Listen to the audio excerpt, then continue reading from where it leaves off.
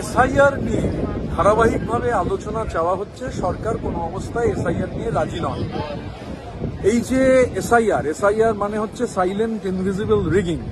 লোকসভায় তৃণমূল কংগ্রেসের দলনেতা এবং আমাদের সর্বভারতীয় সাধারণ সম্পাদক অভিষেক বন্দ্যোপাধ্যায় এটা শুরুতেই বলে দিয়েছেন যে এসআইআর আসলে ভোট চুরির একটা প্রক্রিয়া।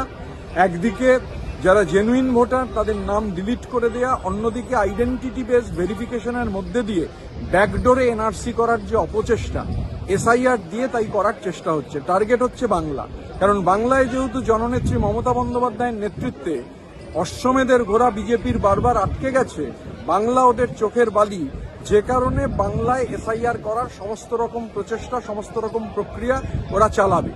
কিন্তু এবং পার্লামেন্টে বারবার করে আমরা এসআইআর নিয়ে আলোচনা চাইছি, সমস্ত বিরোধীরা চাইছেন। জননেত্রী মমতা বন্দ্যোপাধ্যায়, আমাদের গোটা তৃণমূল কংগ্রেস পরিবার রাস্তায় রয়েছে, পার্লামেন্টে সেই আওয়াজ আমরা তুলছি।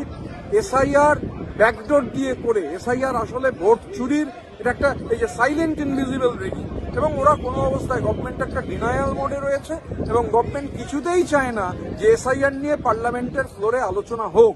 কিন্তু এসআইআর এমন একটা ইস্যু যে এই আলোচনা করতেই হবে। আমরা সরকার চাই সরকারে আলোচনা করুক, আর সরকার গায়ের জোরে আলোচনা নাই করতে পারেন, কিন্তু রাস্তার যে লড়াই, সেই লড়াই রোকবার ক্ষমতা সরকারের নেই।